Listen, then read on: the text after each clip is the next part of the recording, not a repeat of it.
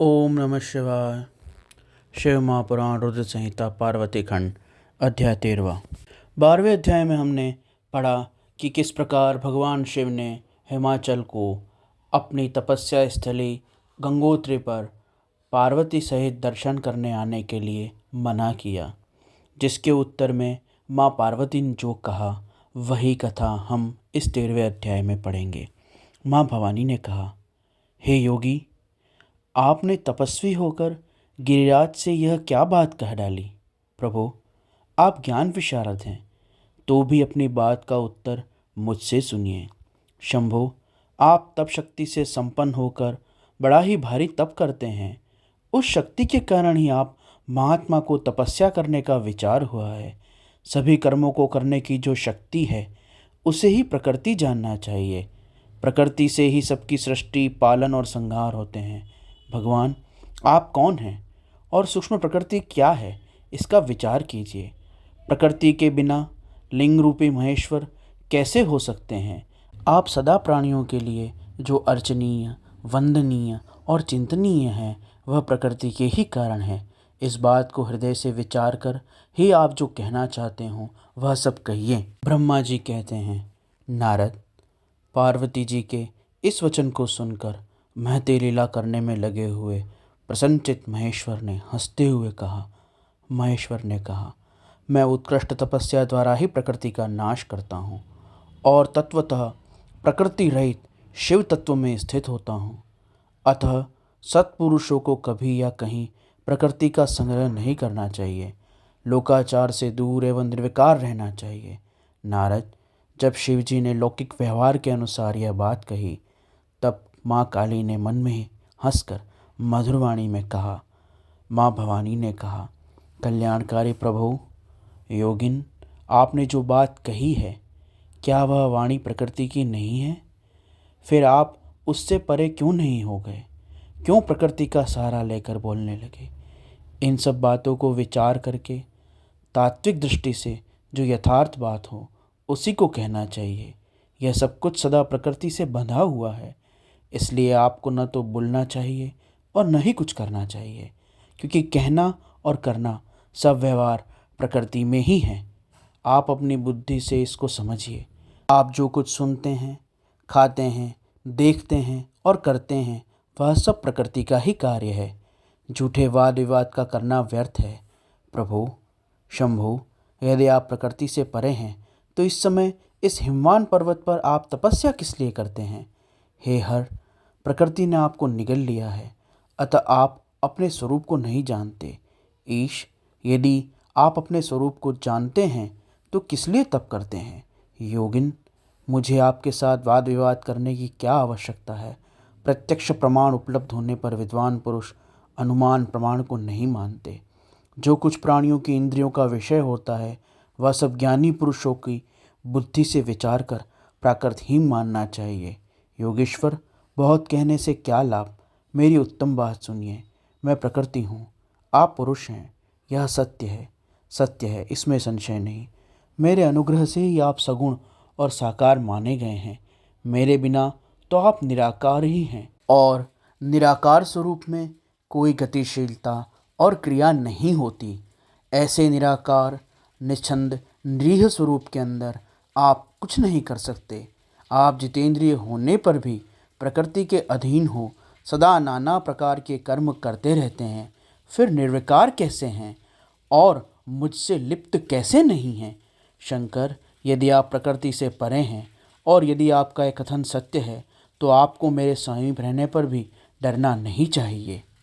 आगे की कथा कहते हुए ब्रह्मा जी कहते हैं, पार्वती जी का यह सांख्य शास्त्र के अनुसार कहा हुआ वचन सुनकर भगवान शिव वेदांत में स्थित होकर उनसे बोले। भगवान शिव ने कहा, सुंदर भाषण करने वाली गिरजे, यदि तुम सांख्य मत को धारण करके ऐसी बात कहती हो तो प्रतिदिन मेरी सेवा करो, परंतु वह सेवा शास्त्र निषिद्ध नहीं होनी चाहिए। गिरजा से ऐसा कहकर भक्तों पर अनुग्रह और उनका मनोरंजन करने वाले भगवान शिवजी हिमवान से बोले। शिवजी ने कहा, गिरिराज, मैं यहीं तुम्हारे अत्यंत रमणीय श्रेष्ठ शिखर की भूमि पर उत्तम तपस्या तथा अपने आनंदमय परमात्म स्वरूप का विचार करता हुआ विचरूंगा। पर्वतराज, आप मुझे यहाँ तपस्या करने की अनुमति दें। आपकी अनुज्ञा के बिना कोई तप नहीं किया जा सकता। देवाधिदेव शूलधारी भगवान शिव का यह कथन सुनकर हिमवान ने उन्हें प्रणाम करके कहा, महादेव, देवता, असुर और मनुष्यों सहित संपूर्ण जगत तो आपका ही है। मैं तुच्छ होकर आपसे क्या कहूँ। ब्रह्मा जी कहते हैं, नारद, गिरिराज हिमवान के ऐसा कहने पर लोक कल्याणकारी भगवान शंकर हंस पड़े और आदरपूर्वक उनसे बोले, अब तुम जाओ। शंकर की आज्ञा पाकर हिमवान अपने घर को लौट गए। वे गिरिजा के साथ प्रतिदिन उनके दर्शन के लिए आते थे। काली अपने पिता के बिना भी दोनों सखियों के साथ नित्य शंकर जी के पास जाती और भक्तिपूर्वक उनकी सेवा में लगी रहती।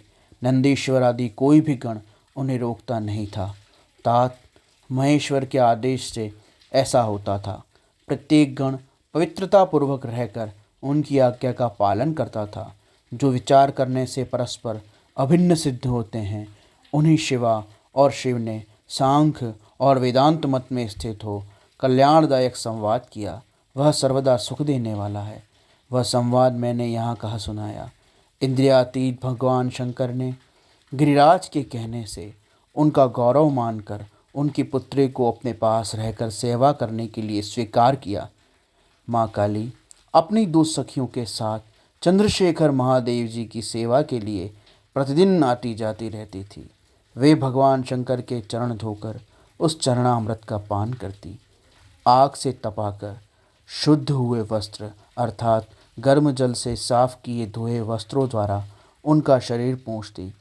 फिर 16 उपचारों से विधिवत भगवान हर की पूजा करके बारंबार उनके चरणों में प्रणाम करने के पश्चात प्रतिदिन पेता के घर लौट जाती थी।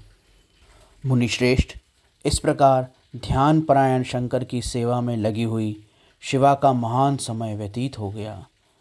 तो भी वे अपनी इंद्रियों को संयम में रखकर पूर्ववत उनकी सेवा करती रही।